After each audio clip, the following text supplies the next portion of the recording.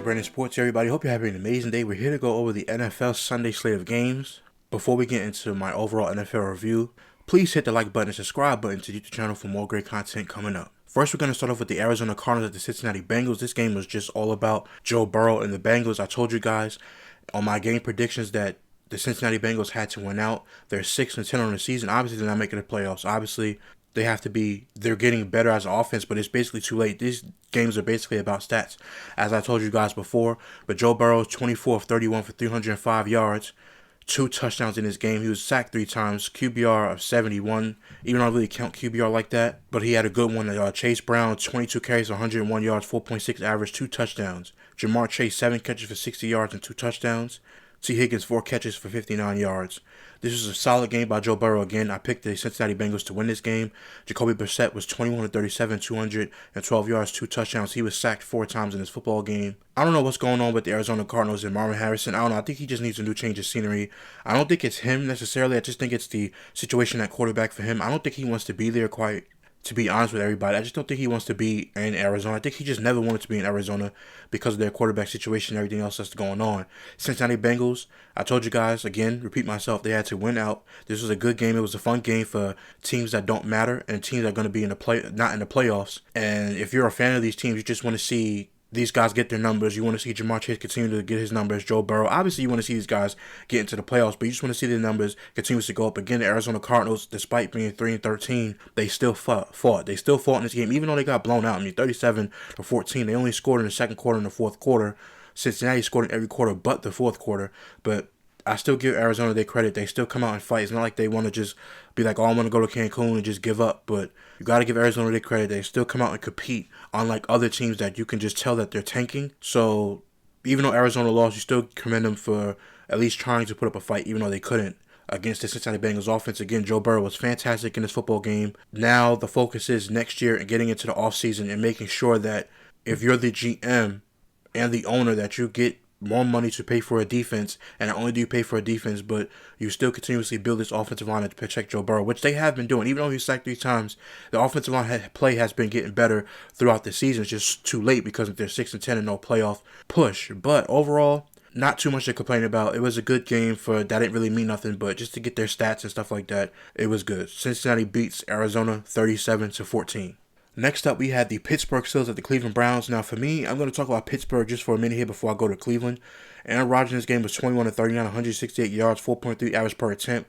He was sacked twice in this football game. And when you look at his completion percentage, he was 53.8% of his completion percentage. I thought he didn't play a good game. Obviously, his offensive line was not good. And I thought that the way that they were playing, Aaron Rodgers was basically playing not to get sacked by Myles Garrett. And it kind of disrupted their rhythm. You could tell mentally that every single time the D ends or the pass rush was coming up, and Rodgers would just throw the ball so quickly. He would just chuck the ball or throw the ball quickly to get out because he did not want the record to be against him, which I understand that, but you can't play like that because that's a scared mentality. You have to play with the mentality that we're going to win this game. So what if he gets his record? That's the only thing that's going great for this team this entire season is Myles Garrett getting one more sack or getting half a sack to tie the record, but getting 1 sack to complete the record. I thought that Aaron Rodgers, even though a lot of the throws that he was trying to make wasn't his fault because the receivers that he's throwing to, again, this is why the Minnesota Vikings should have picked up the phone and called Aaron Rodgers. Because with that offensive line and those wide receivers, that team would have been in a better spot. So what if he would have had the labeling, oh, you copied Brett Favre, you went to the Jets, then you went to the Vikings. It doesn't matter. It matters about winning. And this Pittsburgh Steelers team, their offensive line, was just getting bullied by the Cleveland Browns. And I thought the Cleveland Browns was going to lose this game because their defense wouldn't show up. DK Metcalf was severely missing this game for the Pittsburgh Steelers. I thought the last play for the defense against Denzel Ward was pass interference. A lot of people say it's not, but everybody has their opinions. But for me, I thought that was pass interference at the end. He didn't turn around. It looked like he was kind of leaning on him when he was trying to break up the pass play. But all in all, the Pittsburgh Steelers only scoring 6 points and not be able to get the ball down the field was just not a good look for the Pittsburgh Steelers, especially the way that you played Detroit. I know Detroit's defense is not the same thing as Cleveland's defense, but Cleveland's defense for these past couple weeks haven't been playing well. Look what Tony Pollard did against them. Look what the Chicago Bears was running and doing against them. They were running the ball against Cleveland, and Cleveland's run defense had not been looking good for these past couple weeks. So just to see what the Pittsburgh Steelers did to Detroit, and now to see them not do that against Cleveland, I thought it was a big mistake. Again, playing with a scared mentality is not going to help you win these football games. Aaron Rodgers did not play well in this game. He threw the ball 39 times with no receivers. I don't understand why you go to the end zone with Valdez Scantling 3 times. It just makes no sense. Some of the offensive play calling by Arthur Smith, I don't like it at all. People trying to blame Mike Tomlin. Listen, the Pittsburgh defense tried to show up for the most part. I mean, if you look at the score, it's 13-6. You look at the first quarter, they scored a touchdown, which is 7 points in a field goal. And after that, they didn't score into the fourth quarter. Aaron Rodgers, they scored 2 field goals in the second quarter, and then they missed one in the game. So if you look at it overall, Pittsburgh didn't play well. Now, if you go to the Cleveland Browns, Shedeur Sanders, I thought that first drive was amazing. Going down the field, on script plays, going down the field, doing what he's supposed to do. Then he going on script, not going off script. Obviously, people going to try to make fun and poke at him. But no, he was on script. If you look at his numbers, he was 17 of 23, 168 yards, 73.9% completion percentage. He was 8.9 average per attempt, which is a very good thing for him. And he had 1 touchdown. I know he had 2 interceptions, which we'll get to in a minute. Again, this running game wasn't that great. I know the running back Sanders really tried his best in this game. Raheem Sanders had a couple of good runs. I know he averaged 2.6 yards per run, so it's not really that amazing. But the way he runs the ball, he runs it with conviction, and you can see it. Dylan Simpson was healthy for this game. 11 carries, 27 yards. Harold Fanning had 2 catches for 30 yards and a touchdown before he tweaked his groin, so he's out for the rest of the game. Jerry Jeudy had 7 targets, 5 catches, 54 yards. I'll get to him in a second. But overall, this defense played well for the Cleveland Browns. Grant Delpit had a sack. Alex Wright had a sack. Myles Garrett obviously again did not get that sack. They were playing scared. They did not want him to break that record. I think he breaks the record next week against Cincinnati. Now, my thoughts about the Shedeur Sanders 2 interceptions. One of the interceptions, when he threw the ball, it bounced off the defensive lineman's face. It got batted up off the guy, hits him in the face mask. The ball goes up into the air and the guy picks off. There's nothing really you could do about that instead of saying, just try to make a better throw or get the ball over. But he did get popped behind him. As soon as he throws the ball, he gets hit right in his back really hard, and the ball hits off the guy's face mask. So that's what really impeded his throw. It gets picked off. Then the next time he gets an interception, when he throws that interception, Jerry Jeudy's waving for the ball. He's putting his hand in the air, waving for the ball. Now, Shedeur doesn't see it because he has a lot of pressure on him. He then decides to throw the ball, and plus it was raining, so the ball, it was in the air, just floating in the air the entire time. Floating in there, then it finally gets there. Now, my point to get to Jerry Jeudy is, you're supposed to be a defensive player when a pass happens like that to bat the pass down. Jerry Jeudy stares at the ball. No lie. Jerry Jeudy stares at the ball. He looks up and stares at the ball. He backs up. The other guy's running in front of him. He backs up. The other guy jumps in there, picks off, and he tackles him down. And that's my problem with Jerry Jeudy this entire season. That's why Steve Smith's criticism about him was absolutely correct. He's just a guy. He's not a good wide receiver. He could be good when his mind's in the game. He only had 1 great year. That was last year in Cleveland. 90 catches, over 1,000 yards, and a couple touchdowns. But overall, I told you guys last week in my review, in my breakdown, he is not a number 1 wide receiver. He's just not a number 1 at all. He's a number 2 if you have a good team, a great team. Like if he was on right now, if you said, hey, Jerry Jeudy, go to Cincinnati Bengals, he'll be their number 3. He's not a number 2 on that team. If you go to the Vikings, he's not number 2 on that team. Addison's better than him. He's a number 3 on a great team. On a mediocre team, he's a number 2. And on a really bad team, he's a number 1. He was awful when it came to that. He had a nice catch when Shedeur Sanders put it right in his chest. It was an amazing catch. But Jerry Jeudy in this game, you cannot let a corner jump up and grab that ball from you. If you're going to see him jump up, at least go up with him and punch that ball out. Or, I don't know, grab by the face mask and just get a penalty. But the fact that you stood there, looked up, and just pedaled backwards and let him get the interception was wrong. I'm not saying that Shedeur Sanders, he threw the ball, he tried to make the right play, but it was just too late, and the defense is on him. And to get to the offensive line, I told you guys again, this Cleveland Browns offensive line is just not good at all. Wyatt Teller got hurt. One of their Jenkins got hurt. One of their offensive linemen, I think it's Cam Robinson, who plays for this team, he's just not good either. And when you look at this offensive line, I've been telling you guys for weeks and weeks and weeks, every single time we look at him, Cam Robinson, the left tackle, is not good at all. He just kept getting beat, had 2 false starts. Joe Patonio, Wyatt Teller, like I said, he got out. Telvin Jenkins was in, but then he got a concussion, so they had to put Zach Zinter in, who's not really that good. I know they drafted him from Michigan. I know he had that injury in Michigan, but it's been a couple years now. They drafted him in 24. You would think that he would be a better offensive lineman. He was drafted in the 3rd round for a reason. But I just don't understand what's going on with this offensive line. They play better there. I mean, they're old. Like, Ethan Pochich is not there. Luke Whippler's their center. This entire offensive line is not healthy. DeJuan Jones is out.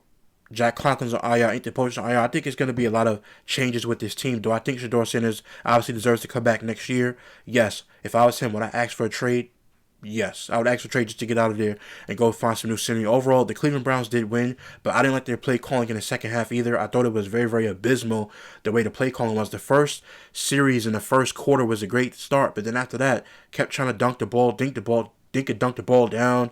Didn't really have these downfield plays again. The Pittsburgh Steelers defense could be had, at which they were. The Cleveland Browns won this game. I'm not taking away from the fact of what the defense did, but the offense, again, not being able to score against a vulnerable Pittsburgh Steelers defense because they haven't played the way that they're supposed to play all year, I just thought was a missed opportunity for the development of their quarterback to see where they want to go in the future. But overall, again, the Cleveland Browns won this game. I picked Pittsburgh.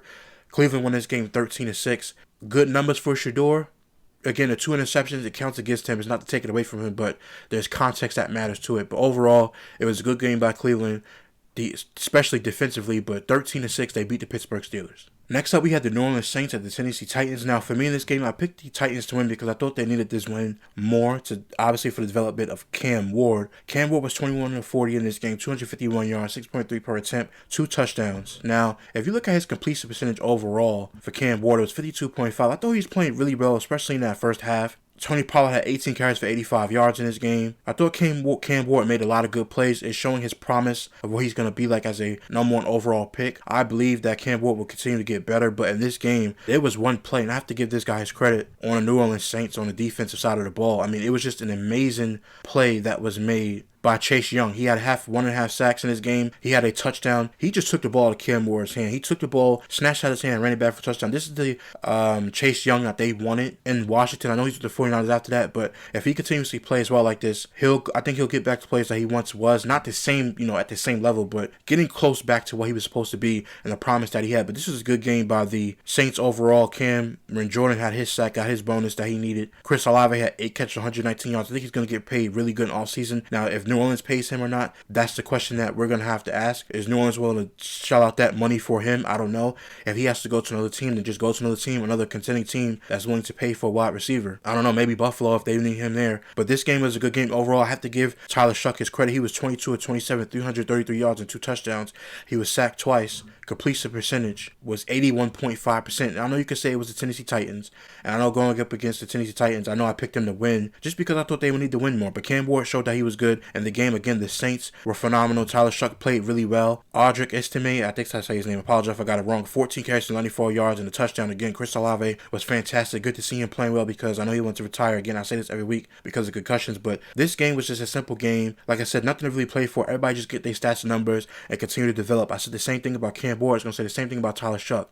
I know I always come on here and say I think Spencer Rattler is the better quarterback, but I got to give Tyler Shuck his credit. He has been playing well. It doesn't matter the team. No, you still have to go out there and play well and still be developed. This team is 6-10 after really starting out 2-9, basically what it was, or 2-10. So for this team to continuously play hard and fight and not actually sit up there and want to tank and actually want to play well, I thought this was a good game by the Saints. Again, the Tennessee is continuously developing, but you see the flashes in Cam Ward, which is a good thing. But again, New Orleans Saints wins 34-26 against Tennessee Titans. This was a compelling game and a good game. They were going back and forth.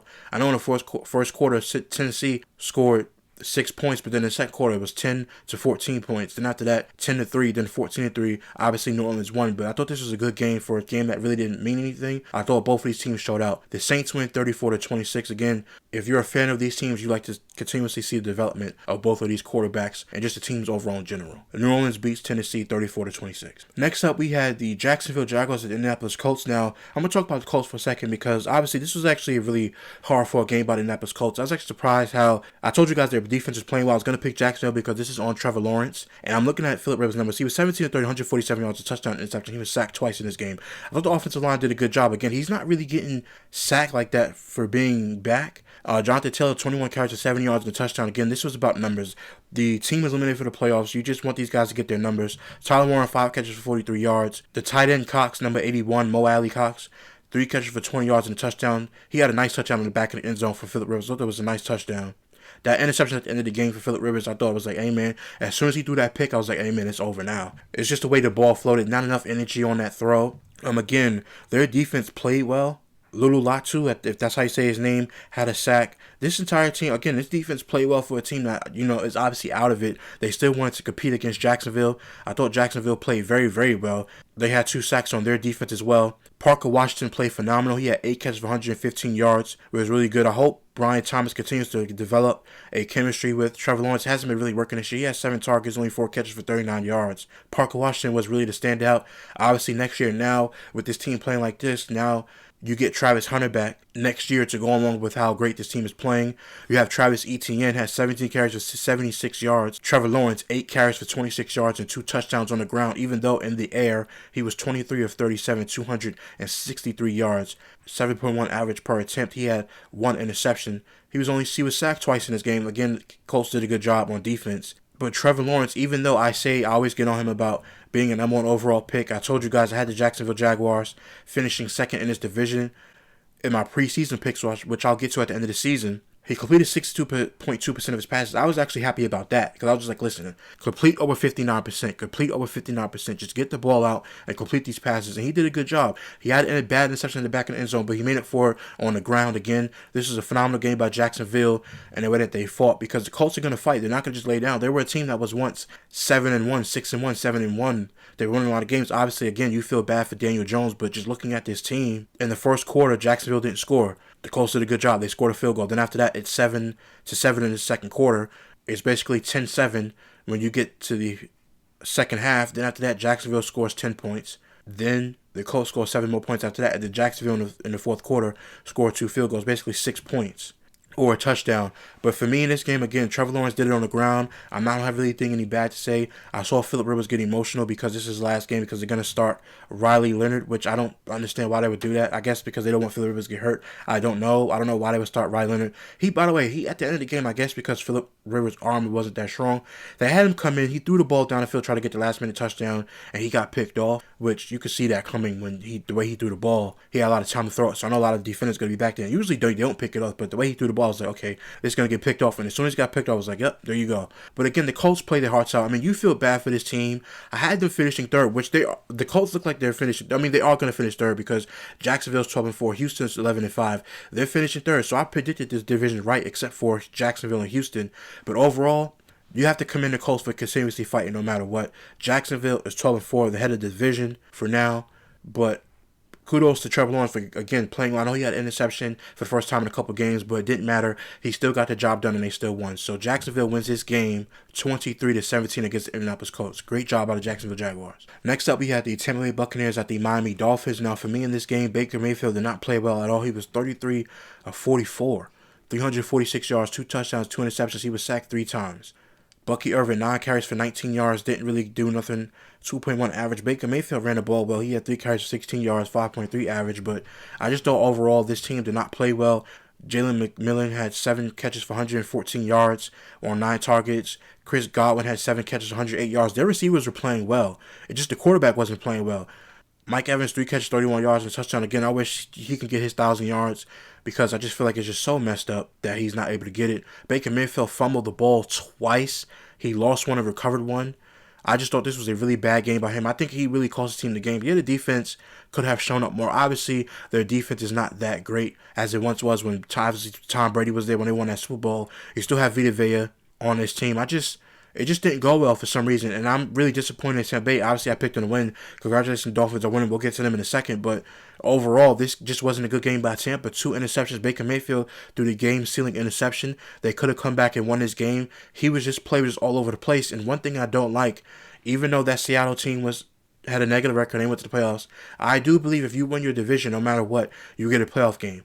Now, the fact that Tampa Bay is 7-9, I don't want to see that in the playoffs. I want to see Baker play well in the playoffs, obviously, or rather any quarterback rather play well, but this team just doesn't deserve it. The way that they played throughout the entirety of this season, and I'm going to pull it up right now as I'm speaking to everybody, the way they just played this entire season, they won that game against New Orleans, follow me, they lost to New England, Buffalo, the Rams, then they beat Arizona 20-17. Then after they beat Arizona, they lost to New Orleans, they lost to Atlanta, they lost to Carolina, then they lost to Miami. They were supposed to win this game. The Dolphins were not supposed to win this game. Tampa Bay was supposed to be 8-8, and next week the stakes would have been even higher because now this team is 8-8. I told you guys Seattle was going to beat the Panthers, and the way the Panthers played, I was like, listen, don't put this game on Sunday Night Football. The way that the Panthers played today, which we'll get to a little bit later, do not play this team in this game, in a Sunday night game. Please play this game somewhere else, 1 o'clock window, but they put it for Saturday, which we'll get to the schedule at the end of the video.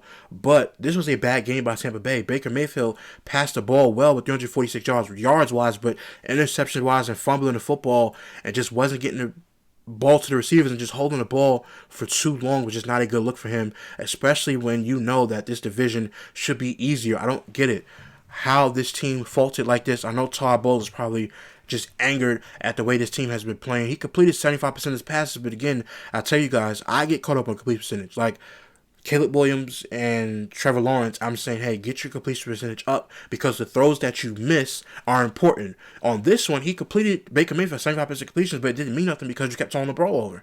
You threw the ball 44 times. They didn't run the ball well because the Miami Dolphins showed up and played. And the last time this Dolphins team played, they lost to Cincinnati 45-21. With that wide receiving core, with the way that Cincinnati plays with that offense, Tampa Bay had it. Mike Evans is healthy. McGillen played great in this game. Godwin was great in this game. You had Mike Evans and you had Mickey Booker. You had 4 wide receivers healthy. Your run game wasn't working for you, so you had to get in the pass game. I know the passing, you got sacked twice, so it's not like, you had a lot of pressure. I get it. But this was the moment for Tampa Bay to say, at least, listen, we're going to be 8 and they have an even record to go into the next week, week 18, to make it more exciting. Now, the way that y'all playing, no disrespect, I don't have to be unbiased, and I try to be fair. And the way that Carolina play, I don't want to see that either, but you have to give Carolina the edge next week, even if they play well. And the way Bryce Young played, you would still want to see a 9-8 Carolina team in the playoffs versus a 7 or 8-9. If Tampa Bay wins next week, 8-9 team in the playoffs, nobody wants to see that. Listen, again, I'm a proponent. If you win your division, you get to get into the playoffs. But man, I don't want to see Tampa Bay be potentially 8-9 in the playoffs this year. I don't think they deserve it. The way that they've been playing at the end of the season, they don't deserve it. Carolina deserves it more than them, even though Carolina's been up and down. But nobody expected Carolina to be this good. If you went into the season, you thought that Tampa Bay was going to win this division. You had Atlanta second because of the offensive pieces that they had, and you had Carolina third because they're still developing their team, and then you had New Orleans fourth. Which Atlanta, I'm not shocked because they just, of course, season they've been bad. But obviously, again, let me get to the Dolphins. Quentin Ewers was 14-22, 172 yards, 63% complete percentage. He had 2 touchdowns. Again, he was sacked twice as well, but he still played better than Baker Mayfield, even though Baker Mayfield had more yards and a better complete percentage. Quentin Ewers did his job. Devon Achane, 18 attempts for 83 yards, 4.6 average. Theo Wise, 1 catch, 63 yards and a touchdown. It was a great touchdown catch by him. I actually saw that touchdown. Hopefully Jalen Waddle was okay. He had 1 target. They didn't really get anything going in his game. But if you look at this team overall, the Miami Dolphins showed up. I have to give them their credit. The Miami Dolphins stopped the Tampa Bay Buccaneers for having a good week, and they basically played well. Again, 7-9. The Miami Dolphins are not a good team. They're at this point, you're just playing for stats and just wanting Jalen Waddle to get his 1,000 yards and Devon Achane to continuously play well. But other than that, that was pretty much it. Again, Tampa Bay Buccaneers next week, you facing Carolina. It's just not a good look for Tampa Bay in the way that this team has been playing this entire year, especially at the second half of the year. Baker Mayfield was a potential MVP candidate. Look at him now. It's just so sad to see because you had a high expectations for this team to win this division, and now it looks like they may not get it. But again, Miami Dolphins, give them their credit. 20-17, they beat the Tampa Bay Buccaneers. Next up, we had the New England Patriots 42-10 at the New York Jets. The Patriots win this game. They scored 14 points in the first quarter, 21 points in the second quarter, 7 points in the third quarter. The Jets scored 3 points in the second quarter and 7 points in the fourth quarter. This was a blowout. Not really too much time. We're going to go through the Jets stat line quickly because this is just nothing to talk about when it comes to the Jets. 19 of 33, 152 yards and an interception. Breece Hall got his 1,000 yards, 14 carries for 111 yards and a touchdown.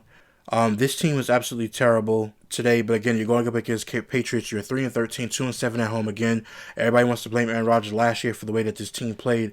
And now, look, it wasn't Aaron Rodgers' fault. It was the organization. This organization is very, very bad. I'm not going to sugarcoat anything. I know there's Jets fans that watch, but I'm not going to sugarcoat anything. You shouldn't trust this organization. I know Eric Glenn says they have a plan, but I don't think your plan includes getting rid of a veteran quarterback. Devontae Adams walks out the door. Then if you look at their defense, you trade your 2 best players, even though Sauce Gardner wasn't playing well, he's still a good cornerback. Not a great one as he was in his first 2 years, but other than that, no. I mean, this is just a bad testament on the New York Jets. This was just horrible. This game is horrible. I know you don't have a quarterback. You got Justin Fields. You put him on IR. This is just a really bad look for this organization and how they handle everything with Robert Saleh and Aaron Rodgers. I continuously bring that up because that is a huge talking point when it comes to this organization, how you just got rid of so many veterans and not playing well. They better have a good plan for this New York Jets team, because if I'm fans, I'm not putting up with this anymore. It's been 14 years since they've done something, and it's completely wrong that you keep asking fans to continuously buying this garbage. The same thing with Cleveland and the same thing with other teams. But again, the Jets weren't good at all in this game. No competition, but it's New England Patriots. But anyway, the New England Patriots, Drake May was 19 of 21. 2 incompletions. He had 256 yards and 5 touchdowns, only sacked 1 time. And Brady Cook, your quarterback, was only sacked 1 time as well, which is really crazy. But I know they were going to win this game because I picked New England to win this game anyway. But Trayvon Henderson had 19 carries for 82 yards. Ramondre Stevenson had 8 carries, 47 yards and a touchdown. Stephon Diggs had an amazing catch on a going towards the out of bounds. He had 6 catches for 101 yards and a touchdown. Ramondre Stevens had a receiving touchdown, 5 catches, 55 yards and a touchdown. Hunter Henry had 3 catches, 49 yards and a touchdown. Efton Chisholm had 2 catches for 40 yards and a touchdown. And Austin Hooper had a catch for a touchdown as well. Again, this was a great game by Drake May. To me, I told you guys, he's my MVP. There's no way. I'm sorry. I know Matthew Stafford has 10 more touchdowns than he does, but Matthew Stafford is playing with more talent. He has Puka Nacua. He has 2 running backs in his backfield. He has Devontae Adams. I know he has had the hamstring injury for the past 2 weeks, but throughout the entire season, he's had the benefit of having 2 great receivers, a good tight end, a good offensive line. Yes, the New England Patriots offensive line and left tackle, Will Campbell, was on IR and banged up. But they don't have a lot of talent on this team. Stephon Diggs is playing very, very well. He's about to get 1,000 yards, but to me, he's still not in his prime that he was when he was in Buffalo. But he's doing fantastic this year and being a leader for this football team. Again, New England Patriots are 8-0 on the road. This is ridiculous. I think people are really underestimating the fact that New England is undefeated on the road and that they've been playing well. You could say they had a bad schedule, but they finished 4th last year. You can't get mad at it. They had Drake May and Jacoby Brissett on this team, and they finished 4th. After finishing 4th, they came back and finished 1st. You hired a different coach. It's the same team as it was last year. You did add some pieces, yes, but you hired a new coach, a new head coach, a new offensive coordinator, and they did what they were supposed to do. They took advantage of the opportunity, and they're winning football games. Now, their next game is at home against the Miami Dolphins, which they should win that game. If I'm the Patriots, I'm not sitting Drake May down. Play this game. You play him for the first half. Get more numbers. Get his numbers up. Whatever case may be. If you want to say, oh, you're stuffing the stat sheet, whatever case may be, who cares? At the end of the day, he's my MVP. He's played with less. There was no expectation for this team to be good. Everybody had Buffalo winning this division, and people are shocked that New England had won this division. And if anybody tells you that they're not, except for Patriots fans, they're lying to you. Everybody knew that Buffalo was supposed to come in and win this division because Josh Allen went 13-4 last year, and he won an MVP. Now coming into this year, they're supposed to be even better because he's supposed to get better with the team that was around him. This New England Patriots team is 13-3, and now are facing the Dolphins next week. The Dolphins have been putting up a fight, but this Patriots team should obviously go the distance with the Dolphins next week and play well. This was a great game by Drake May. Again, he's my MVP. The throws that he makes, his deep ball passes down the field has been phenomenal this entire season. New England is not going to be a joke in the playoffs. This was a fantastic win for New England Patriots. Again, New England Patriots beat the New York Jets 42-10 in a massive blowout. Great job by the New England Patriots. Next up, we have the Seattle Seahawks at the Carolina Panthers. Now, let's start off with the Carolina Panthers. They lost this game 27-10. I picked Seattle to win this football game. Bryce Young was 14-24, 54 yards and interception. He didn't play well in this game. He had a couple good drives, but overall, he didn't play well in this game. Rico Dowdle, 12 carries, 59 yards, was decent. Bryce Young had a nice, amazing touchdown run at the end when he scored on that touchdown run. He had 9 carries for 27 yards. McMillan, their wide receiver number 4, I can't say it's pronounced his first name, I apologize. 1 catch for 5 yards on 4 targets. This team didn't really come to play. To me, they tried, especially both defenses tried. I'll give them that. But both of these offenses didn't really do a great job until the end with Seattle at the end. But at the first half, it was tied 3-3 at the first half. Carolina's defense did a good job, but Carolina Panthers' offense did not capitalize at all. Sam Darnold did not play well in this first half. He came back in the second half. They scored 14 points in the third quarter and 10 points in the fourth quarter, and then Carolina came back and scored 7 points in the fourth quarter. But this Seattle team, you trust Sam Darnold because they're 13-3 and they're 7-1 on the road, but man, he was 18-27, 147 yards, a touchdown and an interception, was sacked 3 times. Zach Charbonnet had 18 carries for 110 yards and had 2 touchdowns. Kenneth Walker, 15 carries, 51 yards. Jack Smith-Njigba had 12 targets, but he had 9 catches for 72 yards. AJ Barner, the tight end, 3 catches for 43 yards and a touchdown. Again, both defenses play well. Seattle's defense is amazing when they play, but both defenses, I think, played well, but towards the end, I think Carolina just ran out of it, especially on defense. being out there for so long. But Bryce Young, only 54 yards. Listen, no, it's not going to all be his fault. Again, they're still a rebuilding team, so you're not expecting a lot. But you go 8-8. This is still a better season for the Carolina Panthers than they had in a decade. So I'm not complaining about that. It's just with this game, and I said that Seattle Seahawks going to win because just the way that they play. But Bryce Young, if he had 154 yards and it was a struggle because Seattle's defense is so good, then I have no problem with it. But only having 54 passing yards is just not good enough. Again, Seattle wins this game 27-10. Next week, you have Carolina at Tampa Bay. I'm going to spoil it early. I'm picking Carolina to win that game. I'll give you a spoiler alert because I just don't trust Tampa Bay and the way that they played this entire season at the end. I think Carolina deserves to get to the playoffs, but it's going to be tough once you get to the playoffs. But Bryce Young, again, I'm not putting it all on him. The offensive line has got to be better in protection, and the wide receivers have got to get open. But again, I like Jimmy Horn. I like their receiving. I like Jimmy Horn. I like McMillan. Xavier Legette leaves a lot to be desired by him. Again, 1 target, 1 catch for 3 yards. He had a nice catch, but he just hasn't really panned out with this team so far this year. I think he had 1 good game, but looking at this Carolina Panthers team, I wasn't disappointed that they lost because I picked Seattle. I was just disappointed that the offense, I know Seattle has a great defense, but they just a little bit more. But anyway, Seattle wins this game as to be expected. I expected Carolina to lose. I think next week will be a better week for them. But overall, Seattle Seahawks win. Nothing to brag about because, again, their offense wasn't great in the first half. But Seattle Seahawks win 27-10 against the Carolina Panthers. Great job by the Seahawks finishing the game out. Next up, we had the New York Giants at the Las Vegas Raiders. Now, I'm just going to go through the Raiders stat line because before I get to the Giants and rip them apart, I know they won this game fair. Geno Smith is 20-28, 176 yards, a touchdown. He had 2 interceptions, 2 bad interceptions at that. This team is just awful. Ashton Jeffy, 16 carries for 60 yards. Michael Mayer did a great job. I think that if you traded him and got something valuable for him, he could actually start another team that's lacking tight end help. He had 9 catches for 89 yards. This entire team, again, by the way, shout out to Devin White, having a resurgence in his career.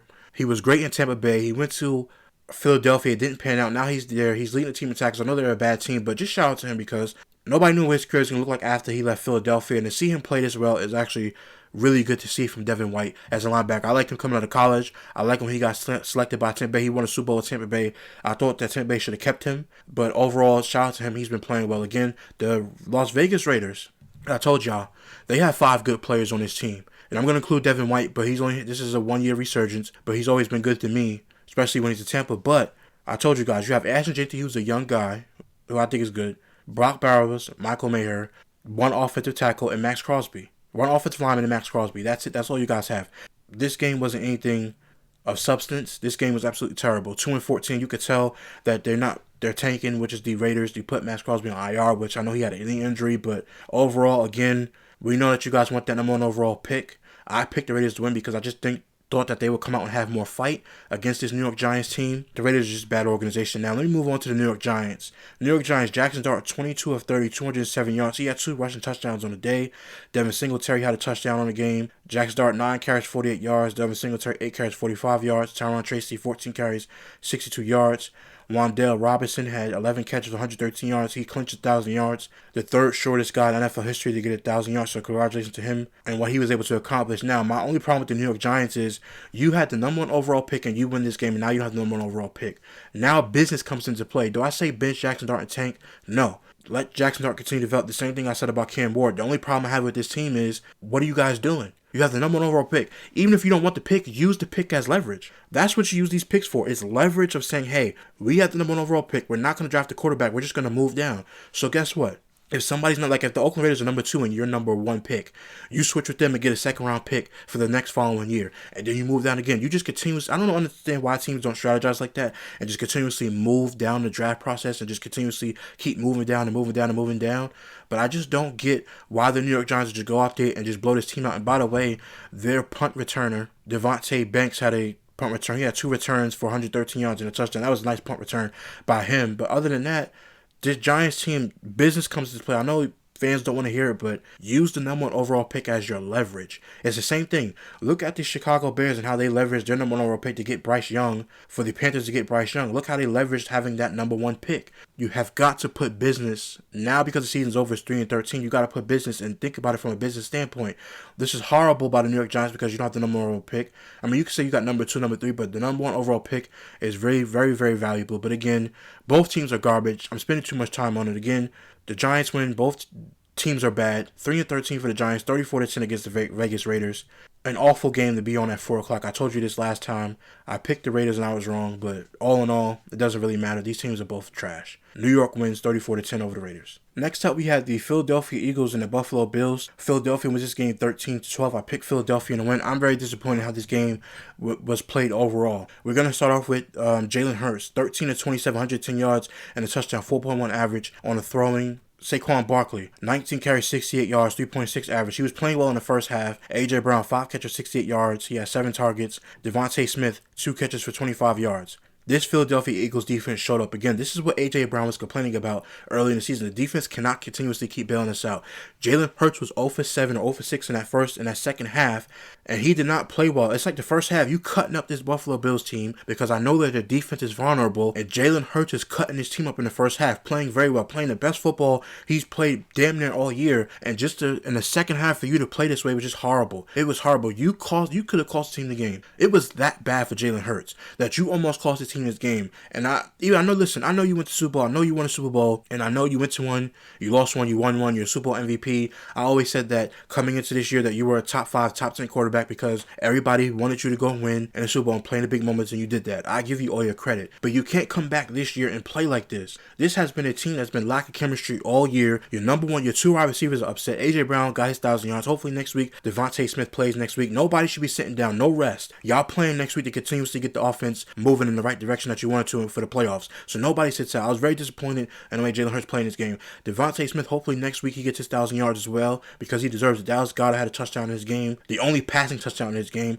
It gets very, very frustrating when Jalen Hurts doesn't throw the ball well because I know he could throw the ball well. He did it in the Super Bowl, but it seems like in the regular season, he just does not want to throw the ball correctly in the right way. Not to say it's on purpose or anything like that, but I'm just so disappointed. He had it in the first half. In the second half, Nick Sirianni, you have to adjust. If the team is running the football in the first half, Buffalo makes the adjustment. Oh my God, we got to stop the run. They stop on the run. Now you got to pass. I know it was raining and stuff like that, but you have to be able to get that ball down the field in any weather that comes up. This was just awful in the second half by Philadelphia. Defense was amazing this entire game. It looks like they got tired. Philadelphia Jalen Hurts just not wanting to run. He ran a couple times. He had 3 carries for 5 yards. Like, it was just very, very frustrating to see the way Philadelphia played in the second half. The first half, again, was amazing. I give you all the credit. You won this game, but, man, you left a lot to be desired in that second half. And Jalen Hurts, you almost cost team the game.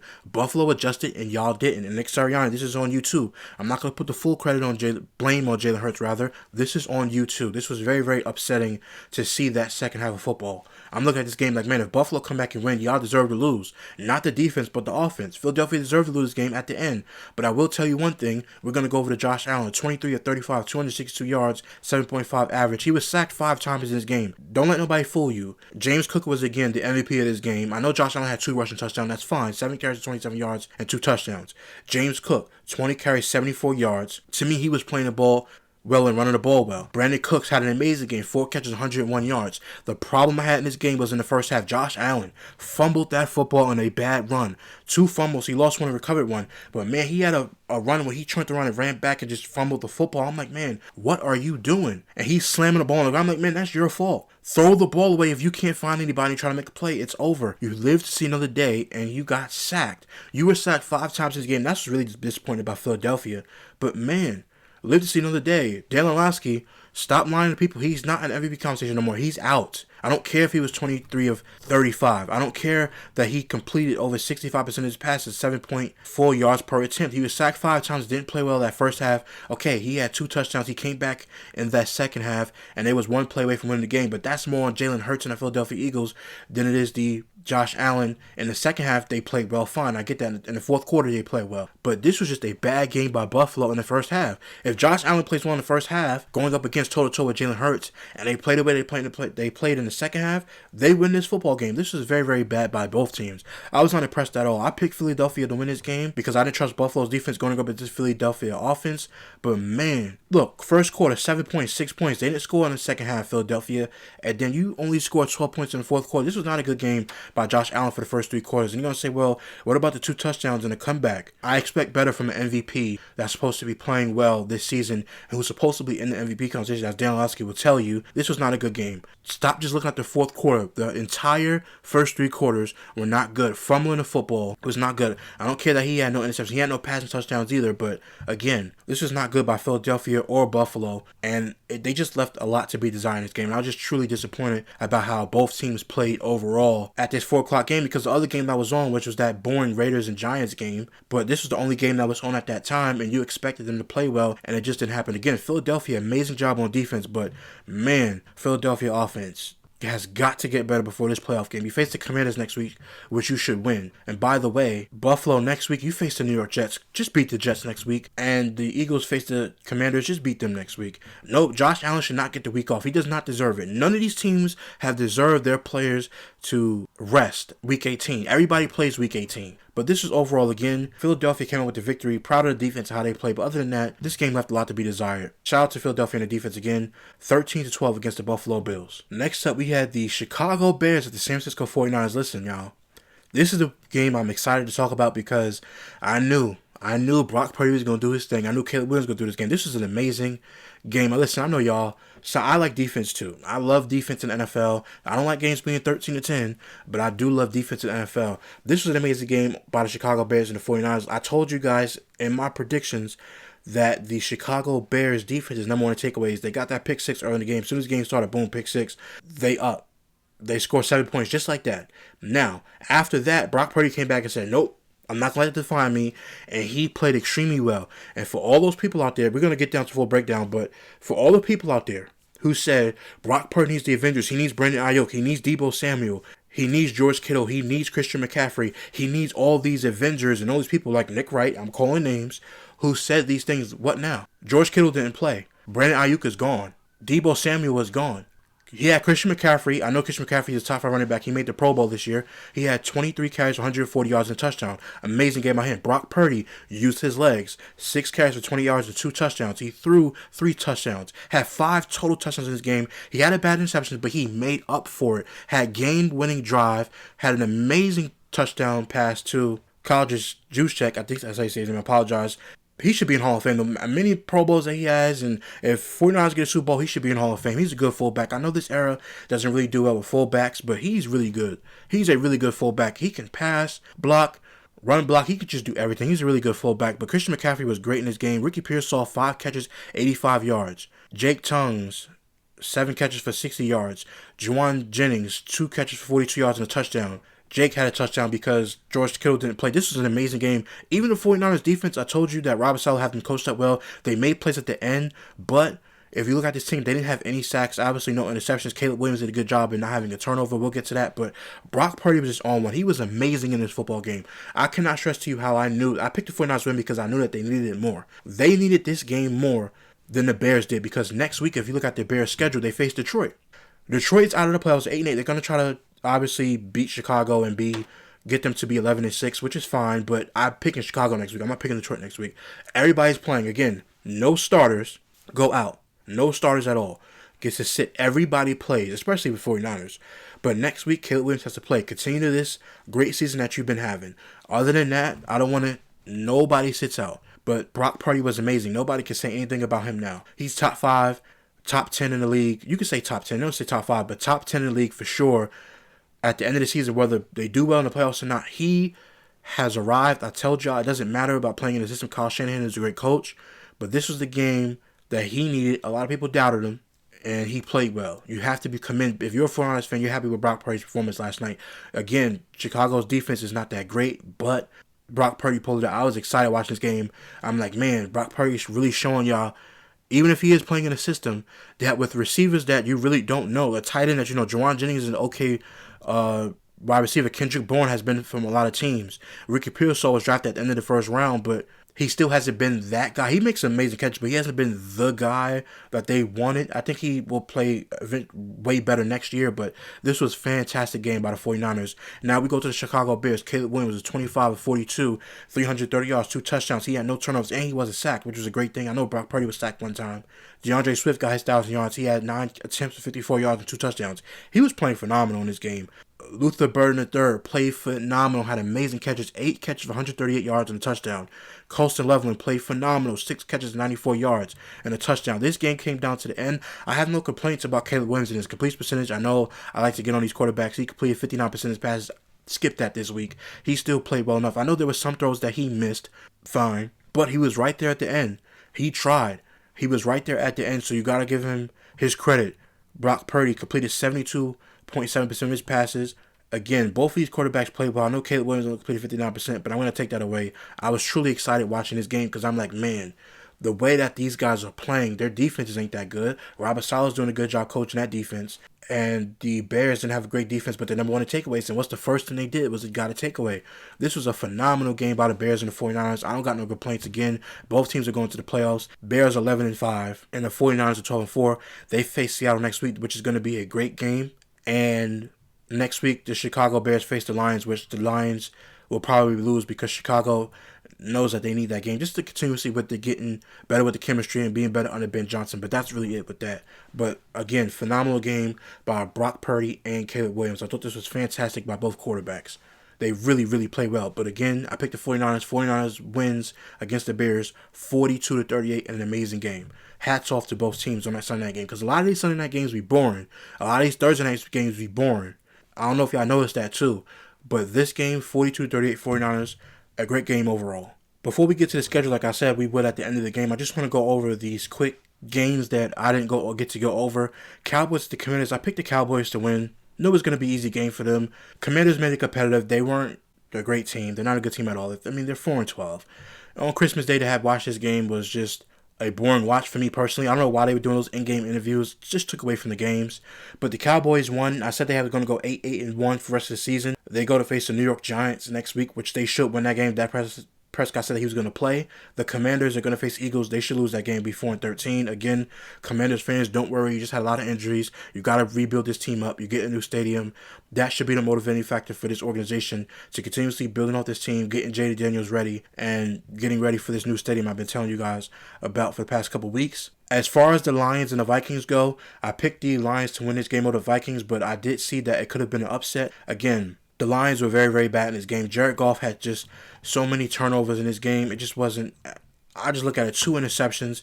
If you look at Jared Goff, he fumbled 3 times and lost all 3 fumbles. He was not good at all. The Minnesota Vikings, Justin Jefferson, he's the only person looking at. He had 5 targets, 4 catches for 30 yards. Had an amazing catch in this game. By the way, I said Justin Jefferson needs to get his 1,000 yards. Get him his 1,000 yards next week. I think he's about 53 yards shy. Get him his 1,000 yards. I told you guys if he doesn't get it, I'm blaming J.J. McCarthy for the rest of his career if Justin Jefferson doesn't get his 1,000 yards. This is abysmal the way that this game played. Rosemartin had 51 yards passing. This was truly an awful game, and I'm really surprised that even though Detroit was eliminated, they should have played well. Now, this is not a rebuild for Detroit. You got to get a new OC, offensive coordinator, maybe get a new defensive coordinator, but overall, y'all should be fine. It's going to be a tough division for the next couple years, but I even said it to myself earlier this year that I had Detroit winning the division. I had Green Bay second, I had the Bears third, I had Minnesota fourth because of J.J. McCarthy, but I did say that this would be Detroit's last year winning the division, that Green Bay and Chicago will be up next, and Chicago took advantage of that this year. So this game was really nothing to write home about. Again, the Minnesota Vikings and their defense played very well. Get Justin Jefferson his 1,000 yards next week. But other than that, you're very disappointed in the Lions in the way that they played. Next up, the Broncos and the Chiefs. The Broncos, to me, I don't really trust Bo Nix after seeing this performance. It wasn't a good performance at the end of the day. The Chiefs almost won this game. The Broncos, I don't really trust them. I trust Sean Payton because he's a good coach in their defense. But, man, Bo Nix, man, come on, man. Like, the way that you played, you had a touchdown interception. You were sacked one time. You completed 68% of your passes, but it just seemed like you just struggled throughout the entire game. You only scored 2 kicks in the first half, 3 points in the first and second quarter. The third quarter, you scored 2 touchdowns, 7 points and 7 points after that.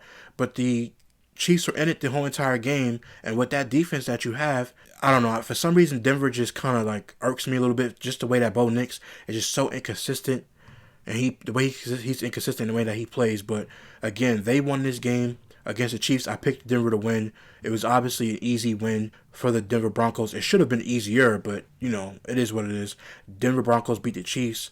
And if that was Travis Kelce's last game, great career by Travis Kelce, and good luck in retirement if that was the case.